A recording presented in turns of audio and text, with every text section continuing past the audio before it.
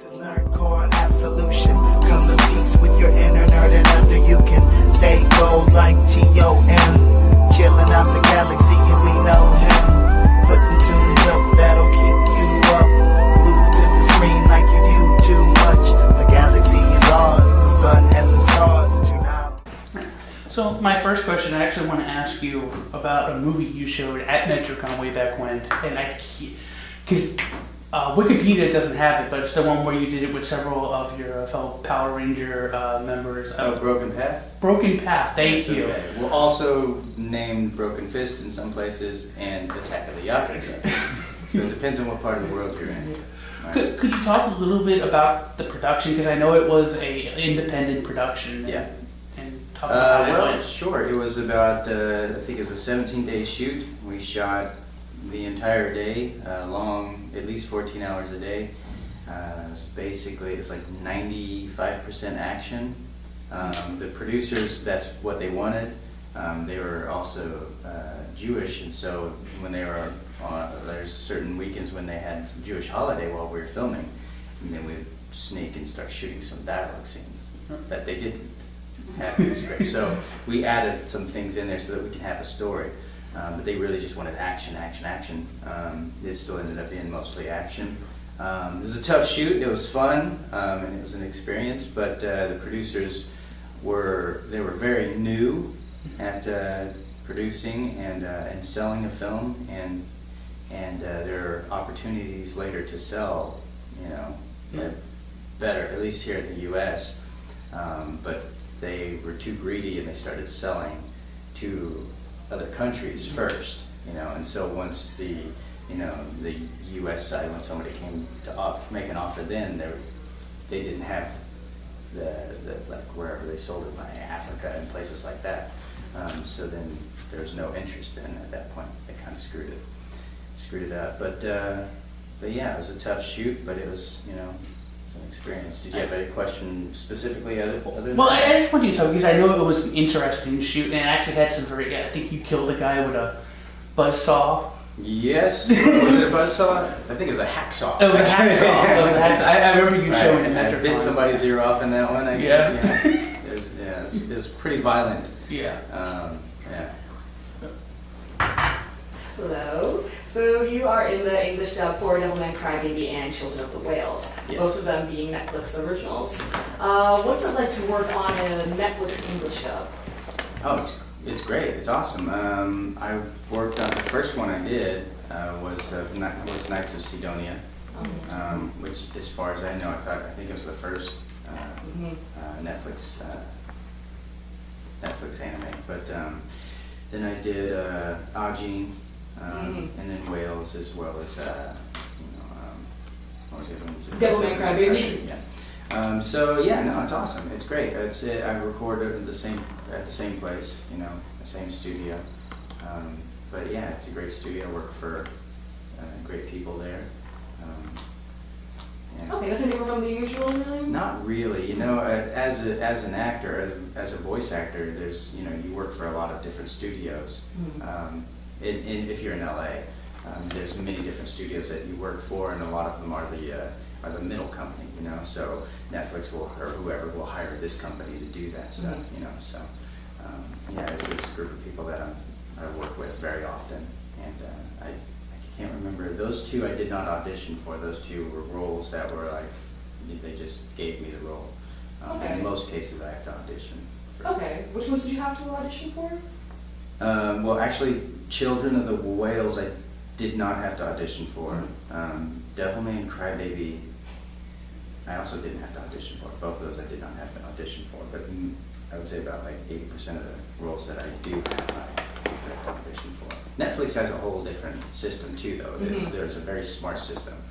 So there, what I assume, what I've heard is like for instance, my name, because my name is, is most anime fans will be familiar with my name. So they can go, okay, well, if we bring Johnny in on this, then, we'll have however many viewers. So they have like a point system. So it's like a very smart whatever system that's like, well, if we put him in this project, then that will help, bring this many people to watch it, So I assume it was that way for those projects. range is 8, like Bumblebee, 0. Like your voice is legendary, and I'm so like I'm very proud of myself because I'm not crying. I've been telling everyone I'm a crier, and it's amazing that I haven't cried at all over this past weekend, seeing all these amazing people and some people that I grew up with, listening to and hearing. So, but you're like I said, your voice is legendary. But I want to ask you about your band because I heard that you were making music, and I was like, that's something I need to get in on. So I wanted to know a little bit about your band. When did you start it, and how's it going? All right. Well, my band I Shine had been playing. We started in 2004. We ended last December. We had over 100 songs, 15 albums. I think maybe 8 of them you can still get digitally. So we ended that one. It was a long run for us, but I wanted to change some things up. And so I started a new music project called Where Giants Fall. That's what I'm gonna write. One of my guitarists is from Polo is still with me from I Shine, and we just released our first music video and single about a few weeks ago. Oh wow, fantastic! That's awesome. That's awesome. I was looking for my I Shine CD before we came to the con. I bought way back when, and I'm like, I can't find some box somewhere. Back at MetroCon? Yeah, I bought it. I have it signed by you too. First albums then, yeah. And there's some great music on that album. Really, you should check it out. But going back to the voice, not just voice role, but also live action or anything, because of the multitude of work that you've done, is there any one role that you wish you could have played? I get asked that often. I think this weekend I've been asked that quite a few times. That's, I think most actors will tell you this, that there might have been like a role that you were like, oh, I really wanted to get whatever, Spider-Man or Captain America.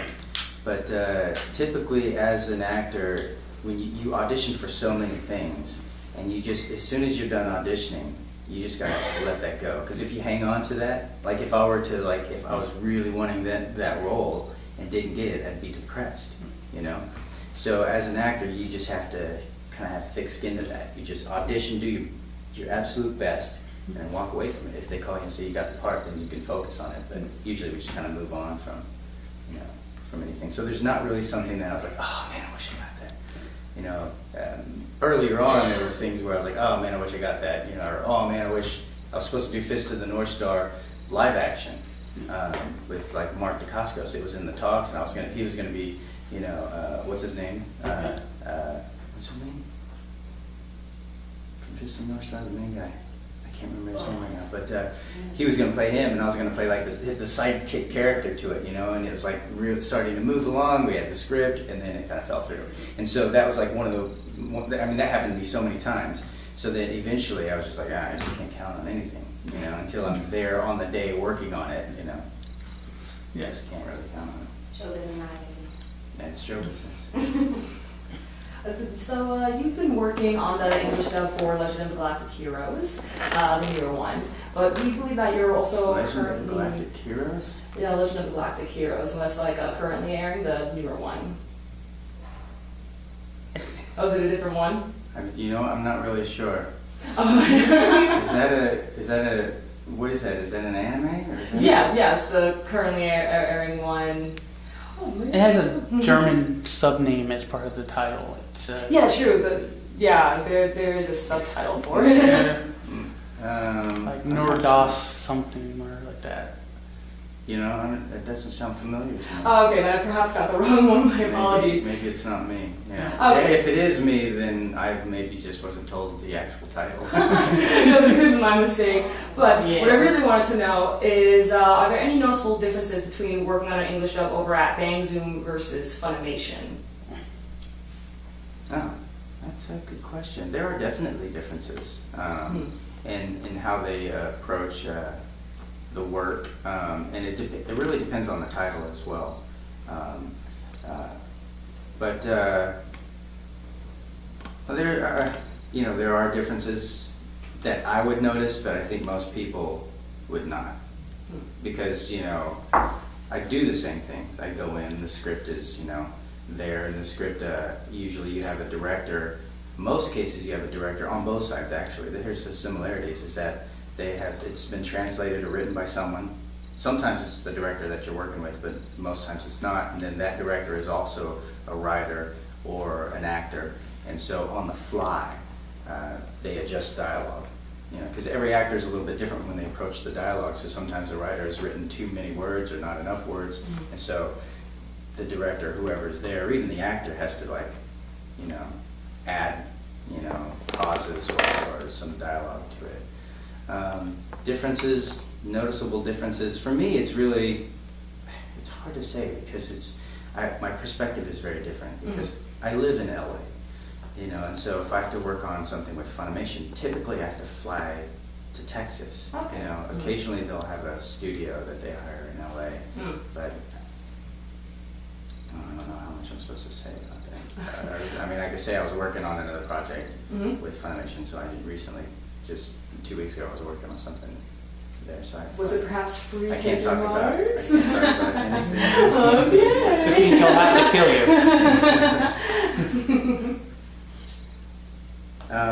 One thing I do notice is that they're at Funimation. I know Big Zoom is kind of similar in that way. They know their product. You know, I do feel like there's a little bit more time with Bang Zoom, whereas Funimation, they have the streams that have to come out immediately. So usually there's not a lot of time. Like, we have to work pretty fast. And with Funimation, because I don't live there in Texas, my days are a lot longer there. So I'm there, you know, whatever it was, like 6-8 hours or whatever a day. Whereas in that Bang Zoom, I'm in there for maybe a couple hours. Okay. I have a question, I guess, that deviates away from the professional things, but not necessarily to the personal things. How are you enjoying this convention? Oh, it's great. I haven't been here before at this con. So it's kind of cool to, it's actually really cool to see an anime con this size. You know? I agree. This is my first time at AnimeNEXT as well, and I could barely believe how just the breadth of the place. I was like wondering, like, how did you feel when you first came in? You're just like, this is it.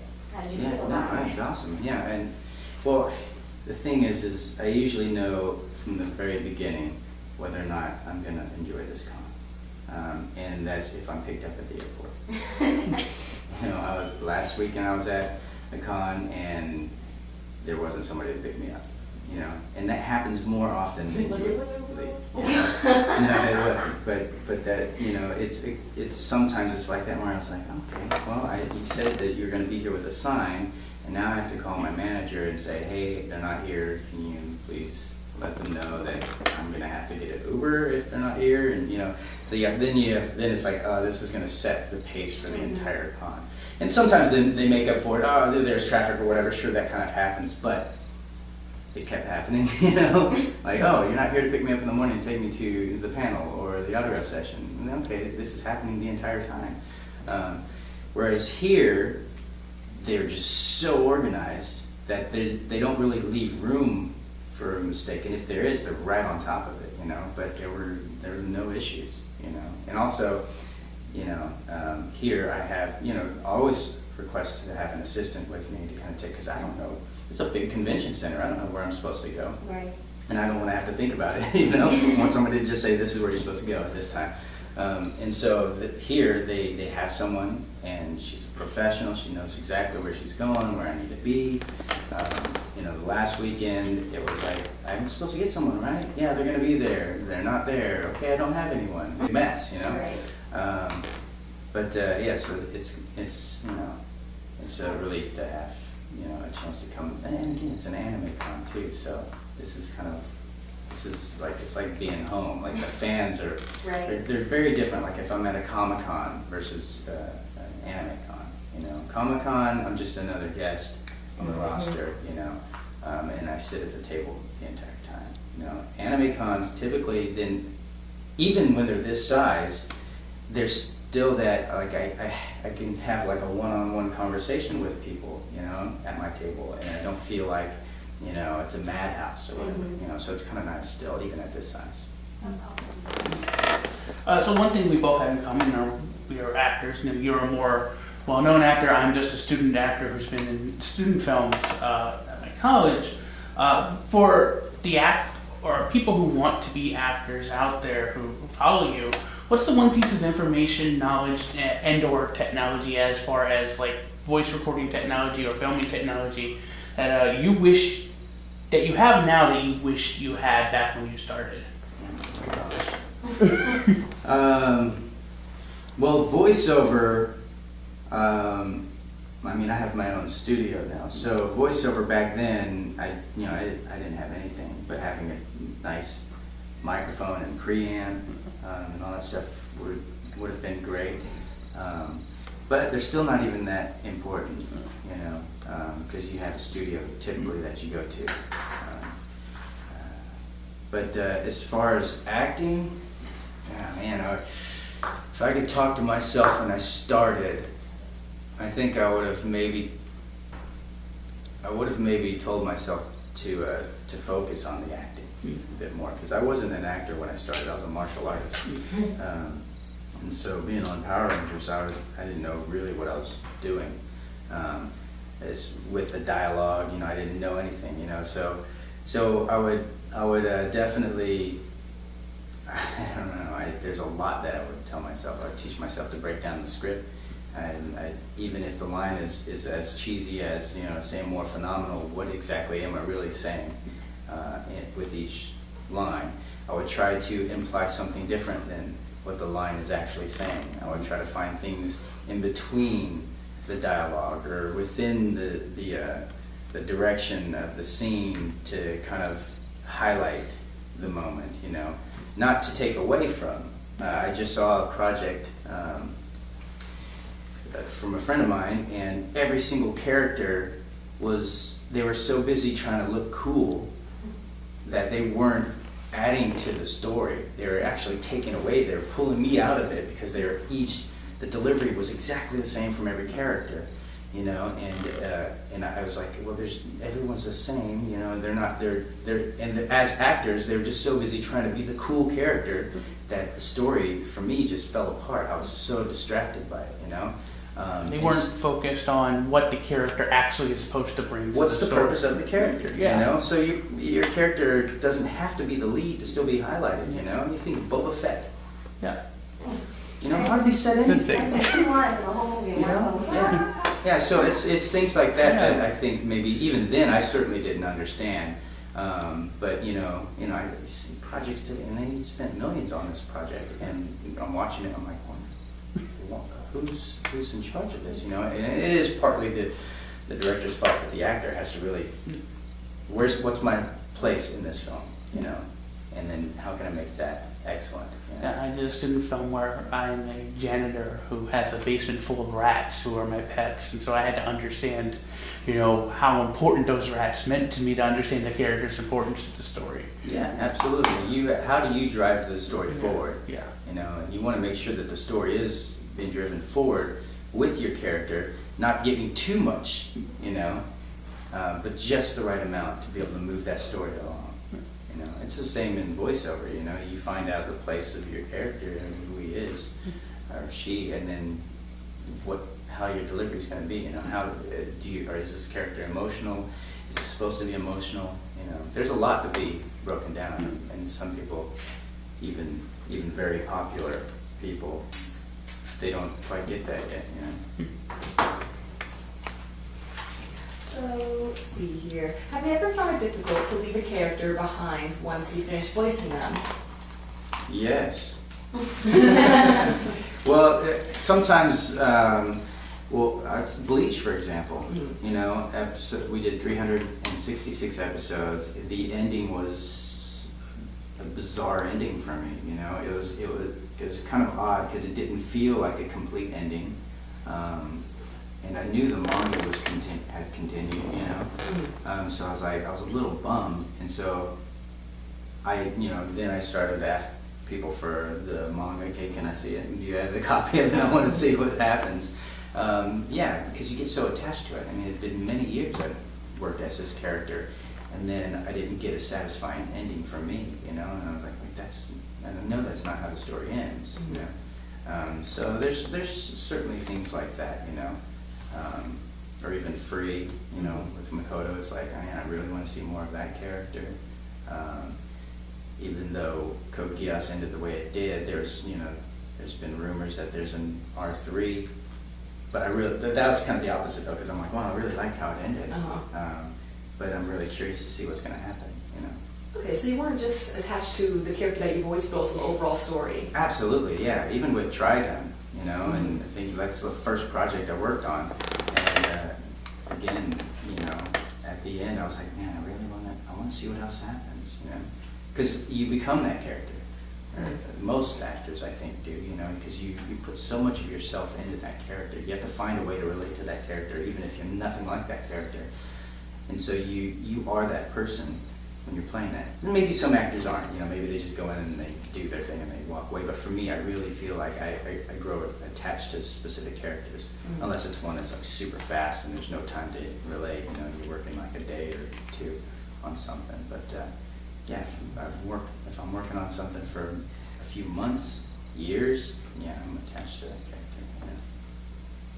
Yeah. I actually have what we like to, me and Sunny like to call producer questions, which are questions that she'd like to ask, but can't because she's not on camera.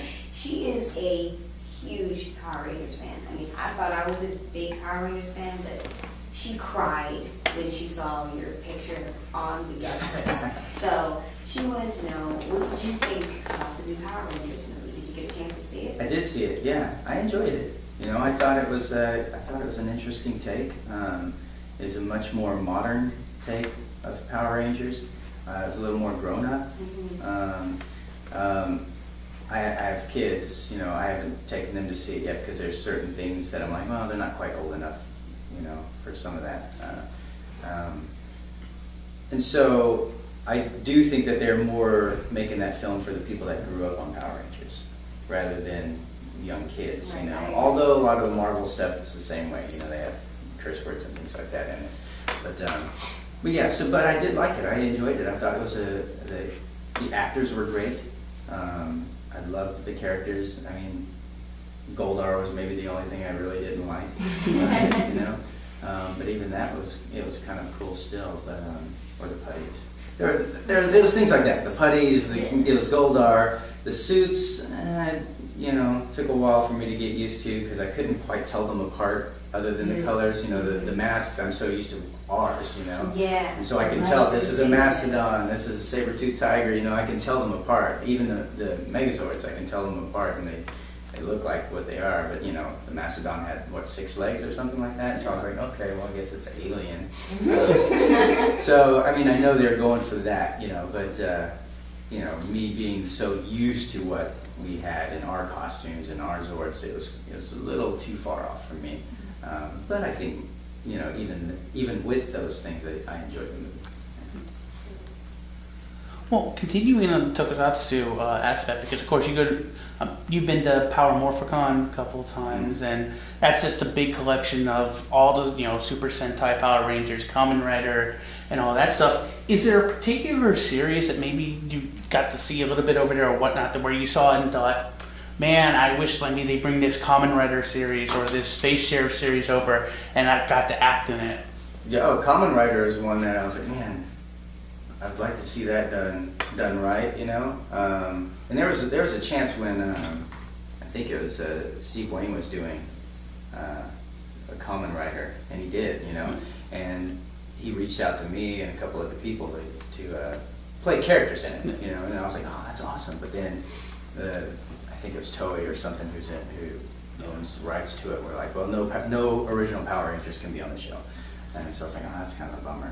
But actually, there's another show that a friend of mine who directed some of the action in Power Rangers was in Japan, and he was doing another series, and I can't remember the name of it, but it was a Sentai style show. Was it a Kamen Rider? No, it wasn't Kamen Rider. Okay. It was its own thing.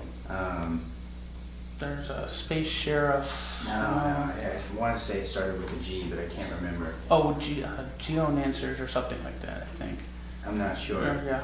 I think it was just one word. Yeah. But it was an interesting series on that. That'd be interesting to see them bring it up. I would have loved to have seen you and do Kamen Rider Forze, which is the space-themed high school Kamen Rider from a couple years ago. Oh yeah? Yeah. Well, not quite high school anymore. Well, I wouldn't say that. I think a lot of girls would say you're young enough looking. So, Your Rank is 7, High Evolution, was released in select theaters at the end of 2017. What was it like to voice a familiar character after so many years, but with a different ADR director? I'd worked with Jonathan many times before, so I had no problem with that. Going back to that series was one that it's a series that I really liked. And so it was kind of cool to come back in and experience it again in a slightly different light. And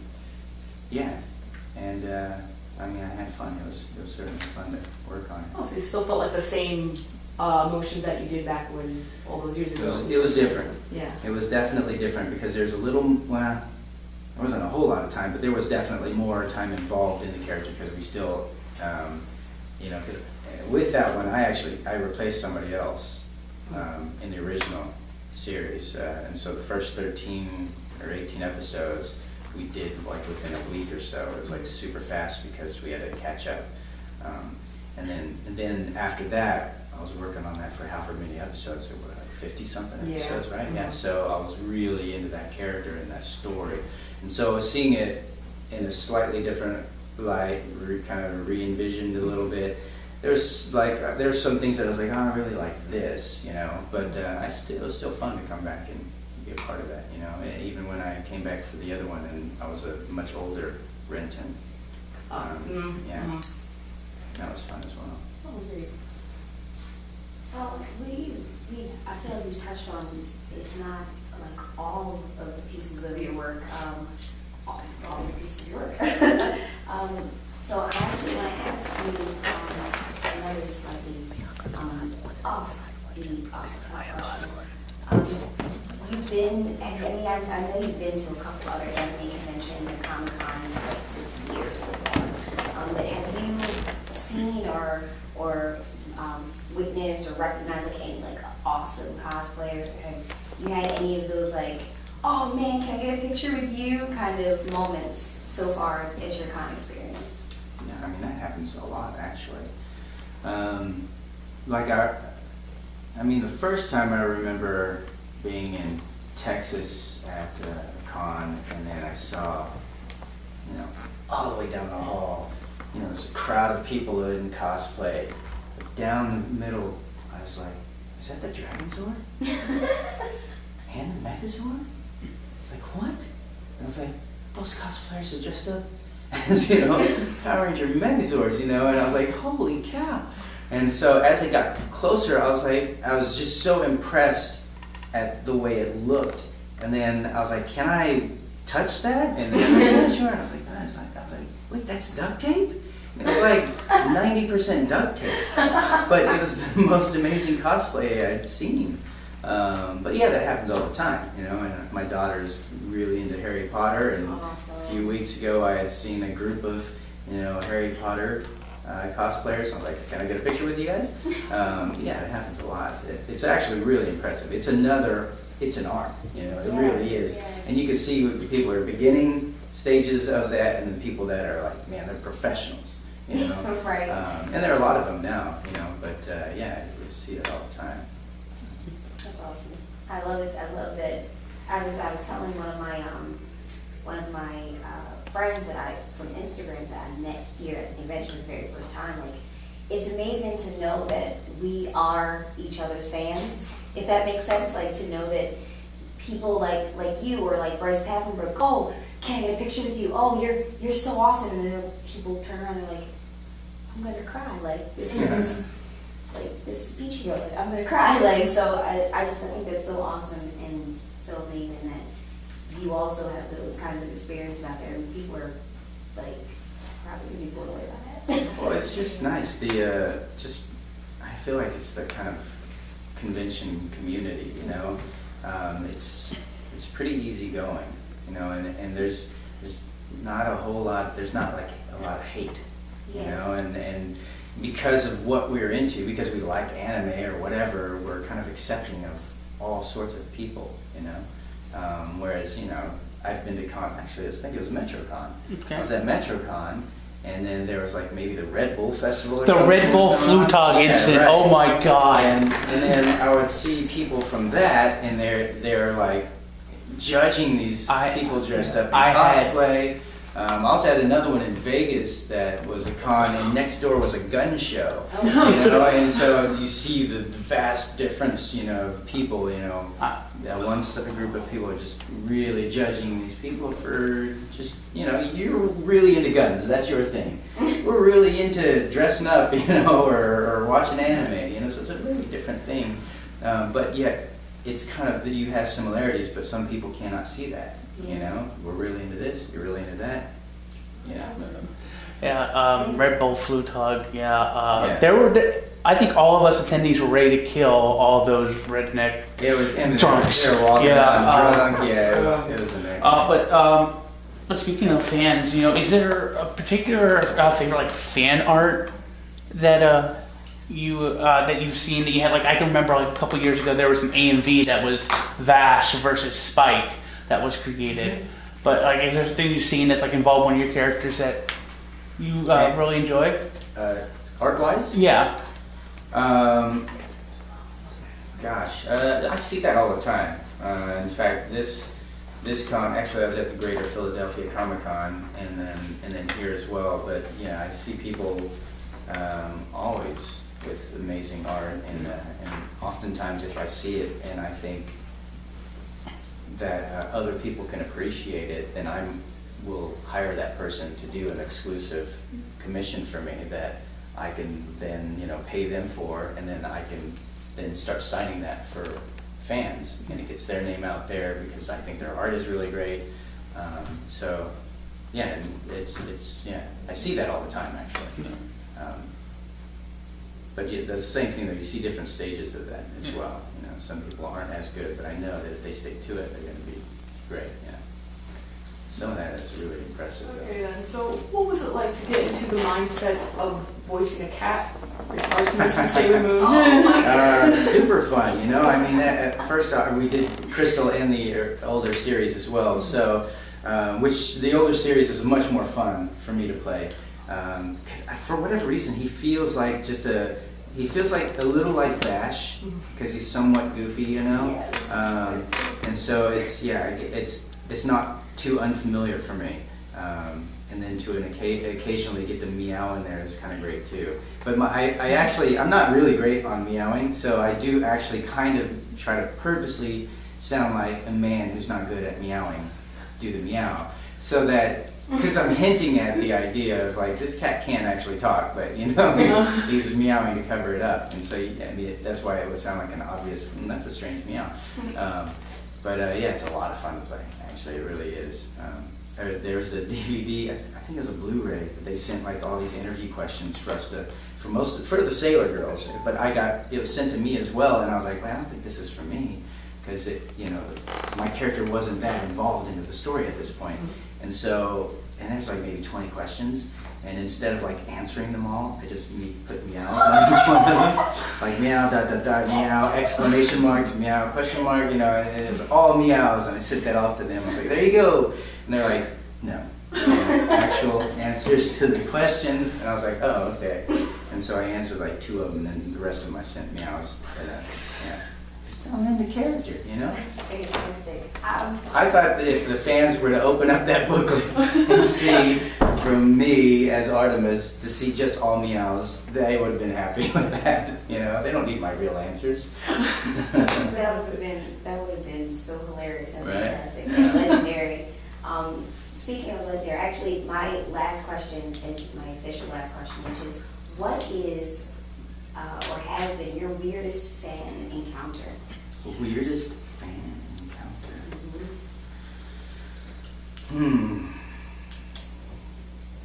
Weirdest fan, so there had to be a I have had some where they're not really a fan. Okay, I think the weirdest fan encounter would be, there's this kid online, he called his name was like Lucif or something like that.